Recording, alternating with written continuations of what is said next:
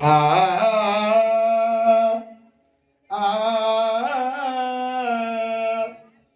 நானி சிவந்தன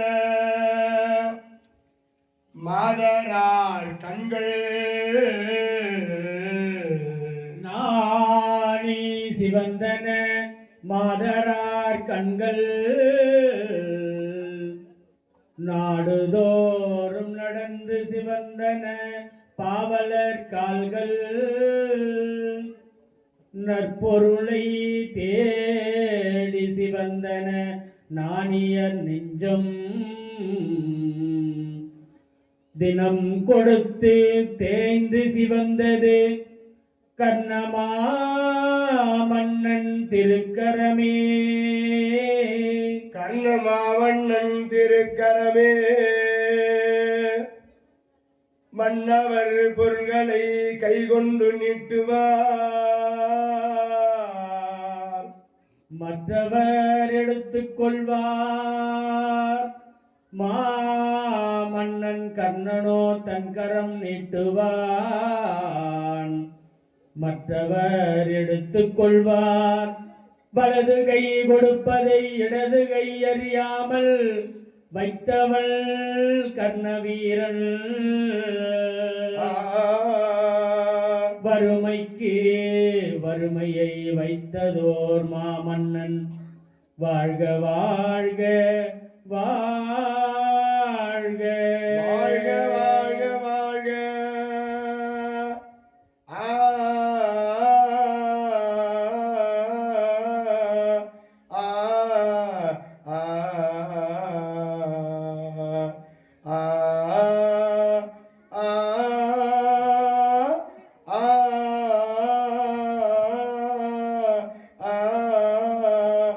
என்ன கொடுப்பான் எவை கொடுப்பான் என்று இவர்கள் என்னும் முன்னே பொன் கொடுப்பான் பொருள் கொடுப்பான் போதாது போதாது என்றால் இன்னும் கொடுப்பான்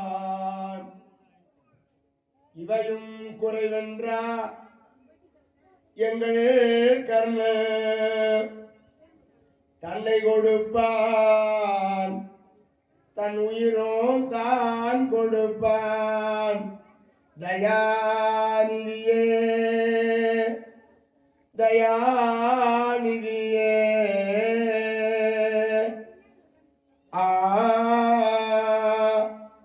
ஆயிரம் கரங்கள் நீட்டி அணைக்கின்ற தாயே போற்றி தூரத்தை நெருப்பை வைத்து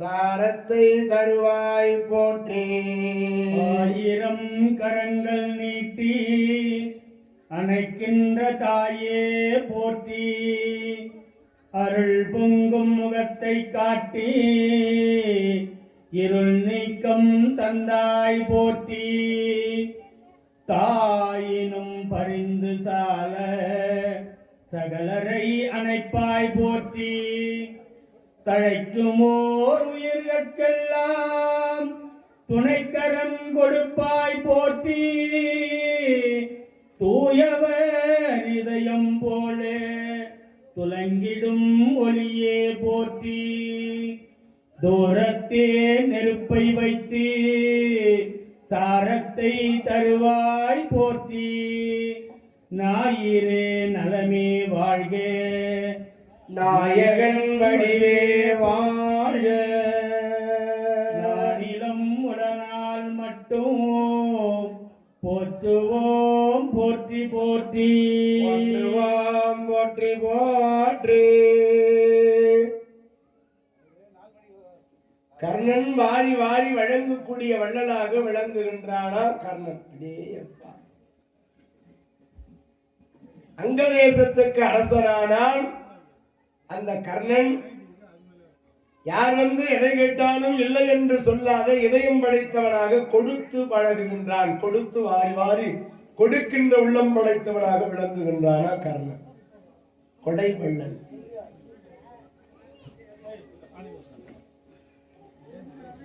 இப்படியாக அந்த சபை அங்கு கலைந்தது.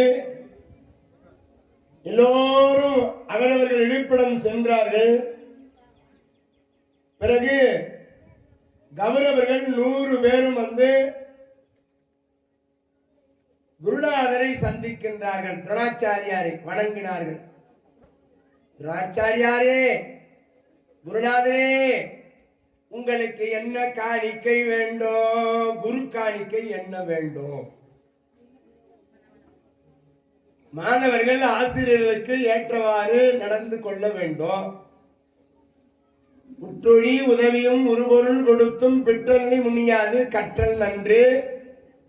பிறப்போர் அன்னை உடன் வயிற்றுள்ளும் சிறப்பின்பாலால் தாயின் மனம் தெரியோ. ஒரு உடி பிறந்தோன் மூத்தோன் வருகை எண்ணாது அவருடன் 6 அரசும் செல்லோ. வேற்றுமை தெரிந்த நாற்பால் உள்ளும் கீழ்ப்பால் ஒருவன் கற்பின் மேல்பால் அவன் கண் படுமே. அந்த காலத்துல கை கட்டி வணங்கி உடையார் முன் இல்லார் போல் ஏற்கற்றும் கற்றார் கடையரே கல்லாதவரா. ஒரு யாசகம் பிச்சை எடுப்பவர் எப்படி கல்வியை கற்கின்றானோ அதுபோல பாடங்களை கற்றார்களாம். அந்த காலத்துல ரொம்ப கஷ்டம் படிக்கிறது. உதவி செய்வாங்க வாத்தியாருக்கு,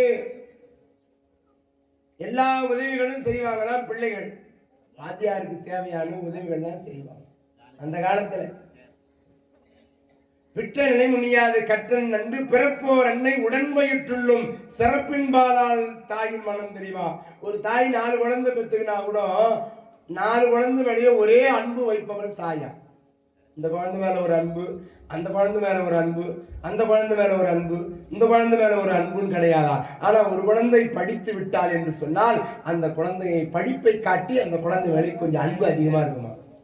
கல்வி ஒரு சபை நடக்குதுன்னா, ஒரு மீட்டிங் கூட்டம் போடுறாங்க, படிச்ச பிள்ளையை கூடுப்பா, இந்த படிச்ச பிள்ளைய கொடுப்பா, சின்ன பிள்ளையா இருந்தா கூட படிச்ச பிள்ளை ஏன் நல்ல கருத்து சொல்லுவா, கூப்பிடுப்பா, படிப்புக்கு அவ்வளவு முக்கியத்துவம் கொடுப்பாங்க. வேற்றுமை தெரிந்த நான்பால் உள்ளும் கீழ்ப்பால் ஒருவன் கற்பின் மேல்பால் அவன் கண் படுமே. தாழ்ந்த குலத்தில் ஒருவன் படித்திருந்தாலும் கூட, உயர்ந்தவனாக இருந்தாலும் கூட அவங்ககிட்ட தான் வந்து பாடம் படிக்கணுமா. கடலுலகில் உற்ற பொருள்களின் நன்மை தரும் கல்வி நிலைபெற்ற பொருளாம். கனையால் உருகாது புனையால் கரையாது கல்வரால் திருடனாது திடமான ராசாதி ராசராலும் தீண்டி சிதைக்குள்ளாது செயல்மிக்க மாதரால் சேதமாகாது செலைவிடீர் குறைவுறாது அடமிகு சகோதரருக்கு இடமது கொடுக்காது கல்வி. நெருப்பிலே எரிக்க முடியாது கல்வியை, தன் நீரிலே கரைக்க முடியாது கல்வியை. தண்ணீரில் கரைக்க முடியுமா? நெருப்பில எரிக்க முடியுமா கல்வியே? உயர்ந்த குணத்திலே இருந்தாலும் கூட கல்வியை பிரிக்க முடியாதா? என்னதான் இருந்தாலும் பங்காளிகள் எல்லாம் பாக பிரிவு பண்றான். மாடு கண்ணு வாய்க்கா வறுப்பு அத்தனையும் பிரிக்கிறான். திருட வந்து திருடன் போக முடியாது. திருடன் திருடி போக முடியுமா? கல்விய வண்டி திருடின்னு போடுறானுங்க. ஆனா கல்வியை திருட முடியுமா? பட்டதாரி படிப்பு போய் திருடின்னு வந்துட முடியுமா? முடியாது. இந்த நாட்டு அரசராக இருந்தாலும் கல்வி ஒன்றும் செய்ய முடியாதா? விளைமிக்க மாதராலும் சேதமாகாது. அப்படிப்பட்ட கல்வி பாக பிரிவு நடத்துறாங்க. 4 பிள்ளைகள் 4 பாகமா பிரிக்கிறாங்க. வீடு மனை சொத்து செல்வாக்கு வண்டி வாகனம் மொத்தத்தையும் பிரிடா. ஒரு நாற்காலி இருக்குது, ஏய் நாற்காலி கூட பிரிடா, ஆளுக்கு ஒரு காலு புட்டு எட்ராத. நாற்காலின்னு பேர், 4 காலுக்கு இருக்கிறாங்க, அதுக்கு நாற்காலின்னு பேரு. நாற்காலி ஆளுக்கு ஒன்று புட்டுக்குனாங்க. முதல்ல அப்பா அம்மாவை தான் பிரிக்கிறான். எதை பிரிக்கிறானோ இல்லையோ அப்பா அம்மாவை பிரிச்சுடு. கொடுமை தாய் தந்தையர் தான் முதல்ல பிரிக்கிறான். பாக பிரிவினை பிரிக்கும் போது அப்பாவுக்கு, டேய் நீ அப்பாவுக்கு நீ சோறு போடு, அம்மாவுக்கு நான் போடுறேன். ஏன் சொல்ல? பென்ஷனுக்குங்க வீட்டில் எல்லா வேலையும் செய்யும் எங்கள் அம்மா. அப்பா நீ வச்சுக்கோடா, சாயந்தரமான 100 ரூபா கொடுக்கணும் அப்பாவுக்கு. ஆமாம், அதில் ஒரு சண்டை கொடுமைங்க. இந்த உலகத்திலே தாய் தந்தையரை பிரிக்கிற ஒரு ஆழமான நிலையை கண்டுபிடித்தவன் யாருன்னா தமிழ்நாட்டில் இருக்கிறவன் தான். அப்பா அம்மா பிரிக்கிறான்பா. தாயும் தந்தையும் பிரிச்சுட்டு அப்பாவுக்கு நீ 3 மாதம் சாப்பாடு போடு, நான் 1 மாதம் சாப்பாடு போடுறேன்னு தாயையும் தந்தையும் பிரிக்கிற ஒரு கொடுமை இந்த உலகத்தில் இருக்குது என்று சொன்னால், இங்க அப்படி இல்லை. எங்க பக்கமா நிறைய நடக்குது. அண்ணங்காரன் படிக்கல, தம்பிக்காரன் எம்ஏ படிச்சுக்கிறான். எம்ஏ படிச்சுக்கிறான். பிரிக்கும் போது அண்ணங்காரன் படிக்கலடா, தம்பி நீ படிச்சுக்கிற எம்ஏ அண்ணனுக்கு எம் கொடுத்துடு, ஏ மட்டும் நீ வச்சுக்கோ. அந்த பட்டதாரி படிப்பு எம்ஏன்ற படிப்பு பிரிச்சு முடியுமா? முடியாது. கல்வியை பிரிக்க முடியாது. அப்படிப்பட்ட கல்வியை அந்த காலத்திலே படித்தார்களாம். முறையான படிப்பு. இந்த காலத்துல பையன் பரீட்சை எழுதினான். என்ன எழுதினா? பரீட்சை பேப்பர்ல சித்தி பலகாரன்னு எழுதி விட்டான். வாத்தியாருக்கு ஒன்றும் புரியல. என்னடா எழுதின விடைத்தாள்ல சித்தி பலகாரன்னு எழுதிக்கிறான். டே பாபு, என்னடா இது சித்தி பலகாரன்னு எழுதிக்கிற? பக்கத்துல வரவன் சொன்னான், சார் அது சித்தி பலகாரம் இல்லை சார், சிலப்பதிகாரம் சார். அடாப்பா, எவனாவது பரவாயில்ல, வீட்டுக்கு எடுத்துட்டு வந்து பேப்பர் திருத்துறாரு வாத்தியாரு. ஒரு பையன் குண்டால கேசரின்னு எழுதி வச்சுக்கிறான். போன் பண்றாரு. ஹலோ, டேய் நான் வாத்தியார் பேசுறேன் சார். சொல்லு வாத்தியாரே. ஏண்டா கோபு, என்னடா விடைத்தாள்ல குண்டால கேசரின்னு எழுதிக்கிறேன். அவனுக்கு பயம் வந்துருச்சு. வேற ஒருத்தனை பார்த்து எழுதினா இல்லையா? சார் சார் சார், எங்க அம்மா சார், சொந்தக்காரெல்லாம் வீட்டுக்கு வந்துட்டாங்கன்னா சார் குண்டால தான் சார் கேசரி கலர்னு வாங்கணும்னா தப்பிக்கிறதுக்காக. அந்த அம்மா வாத்தியார்ட்டம்மா வந்து பார்த்துச்சு. ஏங்க இது குண்டல கேசிங்க, அந்த பையன் மண்டு குண்டால கேசரின்னு எழுதி வச்சுக்குது. அட கடவுளே, எப்படியாப்பட்ட பையனா இருப்போம். போனான்னு எழுதுறான்னா ஒரு காரியத்தை விட்டுட்டு எழுதுறான். பசு பால் தருன்னு எழுதுறான்னா பாசு பல் தருன்னு எழுதுறான். என்ன பண்றது? இப்போ தமிழ் அப்படி விளையாடு. ஒரு பையனை தென்னை மரத்தையும் பசுமாட்டையும் பற்றி படிச்சுக்கணும் வாடா, கேள்வி 2 கேள்வி எது வந்தாலும் எழுதிடலாம் பதிலே. அவன் என்ன பண்ணா, பசுமாட்டை பத்தி நல்லா படிச்சுக்கிறான். வாத்தியார் 2 கேள்வி படிக்க சொன்னார். தென்னை மரத்தின் பயன்கள், பசுமாட்டின் பயன்கள், 2த்தையும் படிச்சுன்னு வாடான்னாரு. இது ஒன்று என்ன படிச்சு வீட்டுக்கு வந்து பசுமாட்டை பத்தி படிச்சுக்கிச்சு. பள்ளிக்கு போன மாதிரி கேள்வி பேப்பர்ல தென்னை மரத்தின் பயன்களை எழுதுகன்னு வந்துச்சு கொஸ்டின்ல. என்ன பண்ணா, பசுமாட்டை பத்தி எழுதுறான். பசுமாடு பால் தரும், பசுமாடு பஞ்சகவியம் என்று அழைப்பார்கள், கோமாதா என்று கூப்பிடுவாங்க, தேவர்களை தாங்கி நிற்கக்கூடியது பசு, அது கோமியம் தரும், அது பஞ்சகவியம் என்ற சாணம் தரும், இந்த பசு பால் தரும், நெய் தரும், வெண்ணெய் தரும், மோர் தரும், பசுவை நான் கைடு காட்டி ஓட்டி போய் இட்டுன்னு வருவேன் அப்படின்னு என்னென்னலாம் தோணுதோ அத்தனையும் எழுதிட்டு அந்த பசுமாட்டை தென்னை மரத்தில் பிடித்து கட்டினார்கள். முடிச்சுட்டான் பதில். கேள்வி என்ன? தென்னை மரத்தின் பயன்கள். இப்போ பசுமாட்டை பற்றி எழுதி தென்னை மரத்தில் பிடிச்சி கட்டிட்டாங்களாம். இப்போ நான் அது பரவாயில்ல, ஒரு பையனுக்கு 10 மார்க் கேள்வி. இந்த 10 மார்க் கேள்வி 2 பக்கம் எழுதணும். அந்த கேள்வி என்னன்னு கேட்டா, பிருந்தாவனம் எக்ஸ்பிரஸ் அரக்கோணத்திலிருந்து காட்பாடி வழியாக பெங்களூருக்கு எப்படி சென்றது அப்படின்னு கேள்வி. 10 மார்க் கேள்வி. பம்பை அவன் எழுதுறான் பாரு, பிருந்தாவனம் எக்ஸ்பிரஸ் அப்படின்னு எழுதிட்டான். அந்த கேள்வி இருக்குது இல்லையா, பிருந்தாவனம் எக்ஸ்பிரஸ் அரக்கோணத்தில் இருந்து ஜிகி ஜிகி ஜிகி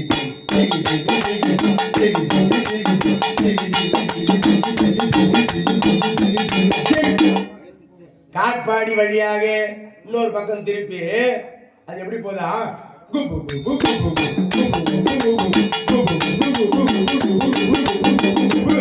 பெங்களூருக்கு சென்று சேர்ந்ததுன்னு 10 மார்க்குல பதில் எழுதி உட்காந்து.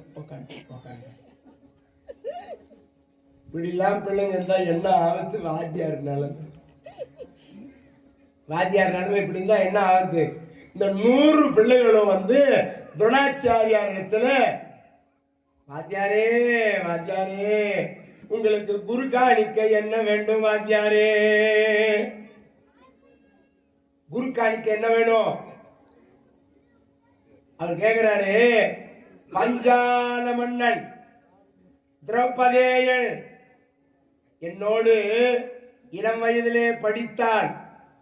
நாங்கள் இருவரும் ஒரு ஆசிரியரிடத்திலே படித்த பொழுது என்கிட்ட தான் சந்தேகம் கேட்பான்.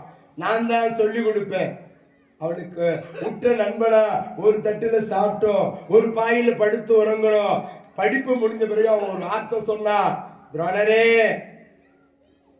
ஆட்சி பொறுப்பு எனக்கு பாஞ்சால நாட்டிலே கிடைக்குமாயில் பாதி ராஜ்யம் உனக்கு நான் தருகிறேன் என்று சொன்னான். சொன்னவங்கிட்ட எனக்கு ஒரு குழந்தை அஸ்வத்தாமன்னு, அது குதிரையின் வயிற்றிலே பிறந்தது சிவ அம்சமாக. அந்த குழந்தைக்கு தாய்ப்பால் இல்லை, மாப்பாலும் இல்லை, ஒரு பசும்பால் பசுமாடு வேணும் அப்படின்னு அவங்கிட்ட போய் நான் கேட்டதுக்கு கேட்டானே ஒரு கேள்வி, யாரா நீன்னு என்னை பார்த்து கேட்டா. பழகினதை மறந்து விட்டா. அதனாலே நான் அவன் இடத்திலே சபதம் செய்து விட்டு வந்தேன். என்னன்னு, அடே பாஞ்சாலா, உன்னை போல அரச குமாரன்களுக்கு நான் பாடங்களை சொல்லிக் கொடுத்து உன்னை தேர்காலிலே கட்டி நடத்த வந்து நிறுத்துகின்றேன். பாதி ராஜ்யம் உனக்கு நான் தருகிறேனடா என்று சபதம் செய்து விட்டு வந்தேன். அந்த சபதத்தை நான் நிறைவேற்றக்கூடிய நேரம் வந்து விட்டது. நீங்கள் 100 பேருமா போய் அந்த பாஞ்சாலனை தேர்கால கட்டி இழுத்து வாங்கினா அதுதான்டா எனக்கு குரு காணிக்கிறாரு வாத்தியாரு துரோணாச்சாரியார். 100 பேர் போறாருங்கப்பா சண்டைக்கு. எங்க? பாஞ்சாலம் நாட்டுக்கு. பாஞ்சாலம் பார்த்தா, டேய், நேற்று முளைத்த காளான்கள் இது 100. எப்பேற்பட்ட அரசன் நான், என்ன அழிக்கிறதுக்கு சண்டைக்கு வராங்களா? பார்த்தா பாஞ்சால மன்னன் தன் படை வீரர்களை அனுப்பினான் பாரு. அந்த 100 பேரையும் அடி அடி அடி அடி அடி அடி தும்சம் வருகுது. எல்லாரும் அடி உதப்பட்டு அசினாபுரியில வந்து விழுந்தானுங்க. 100 பேரும் தோல்வி அடைஞ்சிட்டானுங்க. பாஞ்சால மன்னன்கிட்ட வெற்றி பெற முடியல.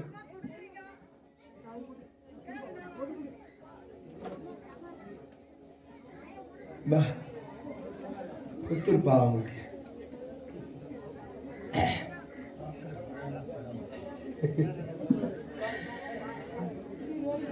ராதாரமண கோவிந்தா கோவிந்தா, ஆஞ்சநேயர் கோவிந்தா கோவிந்தா. இப்போ வெற்றி பெற்ற மன்னன் பேர் சொன்னா டோக்கன் 2 கூட கொடுக்குறோம். வெற்றி பெற்ற மன்னன் பேர் என்ன? பாஞ்சால மன்னன். இப்ப விழா குழுவினர் சொன்னதுனால கிடையாது டோக்கன். ஒரு கேள்வி கேட்டேன், அதுக்கு பதில் விழா குழுவினர் சொல்லிட்டாங்க, அப்ப டோக்கன் கிடையாது. பாஞ்சால மன்னன் வெற்றி பெற்றால் கௌரவர்கள் 100 பேரும் தோல்வி அடைந்தார்கள். ஒரு பள்ளிக்கூடத்துல வாத்தியாரு, அந்த வாத்தியாரு 40 பிள்ளைங்க படிக்கிறாங்க ஒரு வகுப்புல. அதுல சரவணன் ஒரு பையன். அந்த பையன் எதை கேட்டாலும் தெரியாது தெரியாதுன்னு சொல்லிவிடும். வம்பா போச்சு. எதை கேட்டாலும் தெரியாது, எதை கேட்டாலும் தெரியாது. அன்னைக்கு சர்க்குலர் வந்துடுச்சு, நாளை தினம் அதிகாரி வரத்தான் சொல்லிட்டாங்க. அதிகாரி சிஇஓ வராரா, மேல் அதிகாரி. இந்த வாத்தியாருக்கு தூக்கி போட்டுச்சு. இந்த பையன் எதை கேட்டாலும் தெரியாதுன்னு சொல்லுமே, நாளைக்கு இந்த பையனை கேள்வி கேட்டா நம்ம கதை என்னத்துக்கு ஆகுறது? போச்சு போச்சு. அதனால பொழுது பள்ளிக்கூடம் முடிகிற நேரத்தில் அவனை கூப்பிட்டார். டேய், இந்த 50 ரூபா, நாளைக்கு பள்ளிக்கூடம் வராது. 50 ரூபா கொடுத்துட்டு அனுப்பிச்சுட்டாரு. மறுநாள் வகுப்பறை திறக்கிறாங்க, பள்ளிக்கூடம் திறக்கிறாங்க. வகுப்பறையை திறந்த உடனே சுத்தம் பண்ணி அதிகாரி வராருன்னு எல்லா வகுப்பறையெல்லாம் அருமையா இருக்குது. பிள்ளைங்கள்லாம் வந்து பாடசாலையில வந்து உட்காந்துட்டாங்க வகுப்பறையில. இப்போ வாத்தியார் பார்க்குறாரு, 40 பிள்ளைங்கள்ல ஒரு பையன் கம்மியா இருக்கணும். ஆனா முன்வரிசையிலே யாரும் வரக்கூடாதுன்னு சொன்னா அந்த பையன் முன்னாடி உட்காந்துக்கிறான் சரவணன். வாத்தியாருக்கு பக்குன்னு வாரி போட்டுடுச்சு. போச்சுரா போச்சு. இன்னைக்கு நடக்காத 50 தான். அந்த நேரம் பார்த்து அதிகாரி உள்ள வந்துட்டாரு. என்ன சொல்லி வைக்கிறாரு, டேய் பிள்ளைங்களா, 40 பேர் இருக்கிறீங்க. இது பாரு, பதில் தெரிஞ்சவெல்லாம் வலது கையை தூக்கணும், பதில் தெரியாதவெல்லாம் இடது கையை தூக்கிடுங்க. நான் யாருக்கு பதில் தெரியுதுன்னு பார்த்துட்டு அவனை கேள்வி கேட்டுக்கிறேன். சமாளிக்கிறதுக்காக வாத்தியார் சொன்னாரு. அப்போ இந்த உடம்பாரு வாத்தியார் சொல்ற மாதிரியே சொன்னா எப்படி ஆகுது? ஆக என்ன நடக்குதா, இந்த அதிகாரி வந்து உக்காந்தாரு பாரு, இந்த பையன் முன் வரிசையில் உட்காந்து அப்படியே பதில் மொத்தம் சொல்ற மாதிரி அப்படி தலையை ஆட்டி ஆட்டி நிக்கிறான். அடனே இவ்வளவு ஆர்வமாகறனே வாத்தியாரே, இந்த பையனை ஒரு கேள்வி கேளுங்க அப்படின்னாரு பாரு. வாத்தியாருக்கு பக்குன்னு வாரி குட்டிச்சு. சரி வா சரவணா, அதிகாரி உன்னதான் கேள்வி கேட்க சொல்லுகிறாரு. ஆந்தைக்கு பகலிலே கண் தெரியுமா? தெரியாது சார். அட்டா அட்டா அட்டா சபாஸ், பேர்பட்ட மாணவன் பாத்தியா? சரி சரி வாத்தியாரே, பொது அறிவா கேட்டீங்க, இலக்கணத்துல ஒரு கேள்வி கேளுங்க. இலக்கணத்துல ஒரு கேள்வி கேட்கும். வாத்தியாருக்கு பக்குன்னு வாரி போட்டுச்சு. இவன் எதை கேட்டாலும் தெரியாதுன்னு என்னடா பண்றது? பார்த்தாரு வாத்தியாரு, அடே சரவணா, தமிழே தெரியும் என்ற சொல்லுக்கு எதிர்ப்பதம் என்னடா? தெரியாது சார். சபாஷ், அடே அடே எப்பேற்பட்ட மாணவன் பார் அப்படின்னு அதிகாரி, வாத்தியாரே நீ நல்லா சமாளிக்கிறியா, நான் போய் வரேன்னு போயிட்டார். எல்லாம் போன பிறகு அந்த பையனை கூப்பிட்டார். டே இங்க வாடா. ஏண்டா சரவணா, நான் என்ன சொன்னேன் நேற்று? பள்ளிக்கூடம் வராதடா, 50 ரூபா கொடுக்குறேன் வராதடான்னு தானே சொன்னேன். ஏண்டா வந்த? சார் நான் கூட வரக்கூடாதுன்னு சார் நினச்சேன். சார் என்னடா, எங்கள் அப்பா ஏன் என்னை பள்ளிக்கூடம் போகலன்னு கேட்டார். வாத்தியார் 50 ரூபா கொடுத்துட்டு பள்ளிக்கூடம் வராதுன்னு சொன்னார். அதை எங்கள் அப்பா கிட்ட சொன்னேன். அவர் 100 ரூபா கொடுத்துட்டு பள்ளிக்கூடம் போகலன்னா உன்னை உதவிப்பண்டான்னாரு. அதனால 100 ரூபா வாங்கி பள்ளிக்கூடம் வந்துட்டேன் சார்னா. அதுபோல இந்த